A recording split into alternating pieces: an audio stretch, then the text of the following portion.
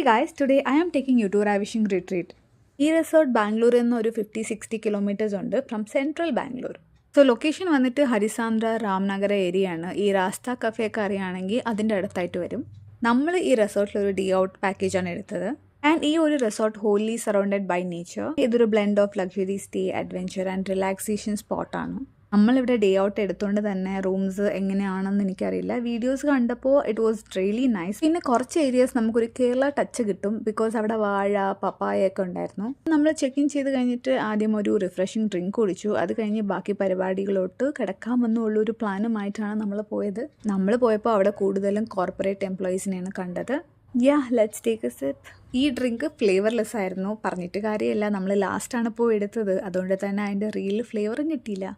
Refreshing drink കുടിച്ച് നമ്മളൊന്ന് relax ചെയ്ത് കഴിഞ്ഞപ്പോഴേക്കും നമ്മുടെ ലഞ്ച് റെഡി. പിന്നെ ഒന്നും നോക്കിയില്ല, പ്ലേറ്റ് എടുത്തുകൊണ്ട് ഞാൻ ആദ്യമേ പോയി നിന്നു. ക്യൂ ഇല്ലാതെ ഫുഡ് എടുക്കാമല്ലോ. വെജിറ്റേറിയൻസിന് എന്തൊക്കെ ഉണ്ടെന്ന് ചോദിച്ചാൽ ഇവിടെ paneer curry, mix veg curry, veg pulao, dal, steam rice, rasam. Non veg കഴിക്കുന്ന ആൾക്കാർക്ക് വെജും കഴിക്കാം, അതുകൊണ്ട് നമുക്ക് ഒരുപാട് ഓപ്ഷൻസ് ഉണ്ട് കമ്പാരിറ്റീവ്ലി. ഇവിടുത്തെ ഫുഡും അടിപൊളിയായിരുന്നു, എനിക്കിഷ്ടമായി. അത്ര ബോറൊന്നും പറയാനൊന്നുമില്ല. ആൻഡ് ലൈവ് കൗണ്ടേഴ്സ് ഉണ്ട്, അവിടെ നിങ്ങൾക്ക് നൂഡിൽസ് വേണമെങ്കിൽ അത് മേടിച്ച് കഴിക്കാം. ആൻഡ് ഡെസേർട്ട് സൈഡിൽ ഇവിടെ ബർഫി, കേക്ക്, പിന്നെ സാബുദാനയുടെ ഒരു കീറും ഉണ്ടായിരുന്നു.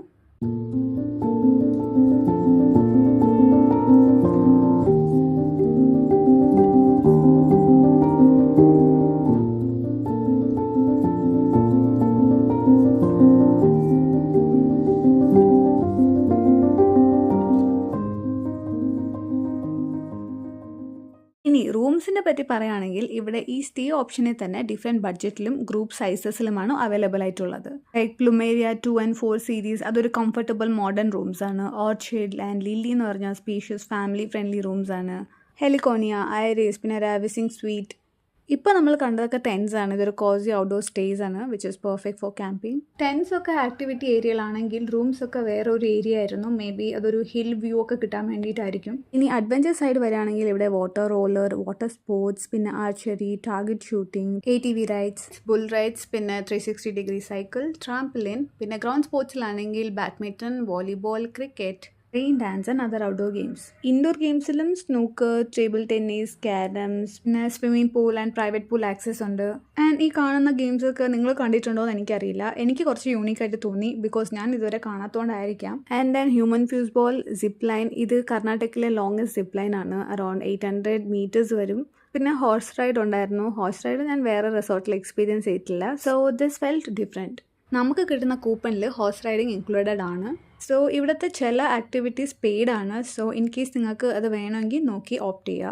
So and the resort was really calming, നല്ല നേച്ചർ ഫ്രണ്ട്ലി ആയിരുന്നു. ലഞ്ച് കഴിഞ്ഞ് 2-3 ആക്ടിവിറ്റീസ് കയറി ഇറങ്ങിയപ്പോഴേക്കും നമ്മുടെ ടീ ടൈം ആയി. ഇവിടുത്തെ ടീ ബ്രേക്കിനും അവർ ഈവനിങ് സ്നാക്കായിട്ട് തന്നത് പാവ് ഭാജി. സോ ലൈവായിട്ടാണ് അവർ ഉണ്ടാക്കിക്കൊണ്ടിരുന്നത്. പിന്നെ സ്ലൈസ് കേക്കും ചുർമുറും ഉണ്ടായിരുന്നു.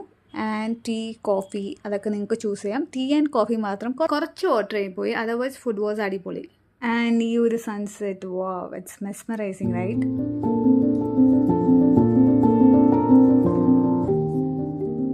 സോറി, ഒരു ആക്ടിവിറ്റി ഞാൻ പറയാൻ മിസ് ചെയ്തു എന്ന് തോന്നുന്നു. അതാണ് റോക്കറ്റ് ഇജക്ടർ. ഇത് പാർക്കിംഗ് ലോട്ട്, പിന്നെ ഇതാണ് ആ ഒരു ഏരിയ. സോ ഈ ഒരു ഏരിയയിൽ നിങ്ങൾക്ക് റിസോർട്ടിൽ സ്റ്റേ ചെയ്യാൻ താല്പര്യം ഉണ്ടെങ്കിൽ നിങ്ങൾക്കിത് ചൂസ് ചെയ്യാം, അല്ലെങ്കിൽ ഡേ ഔട്ടും നോക്കാം. And if you really enjoyed watching this video, please do like, share and subscribe, and thank you for watching.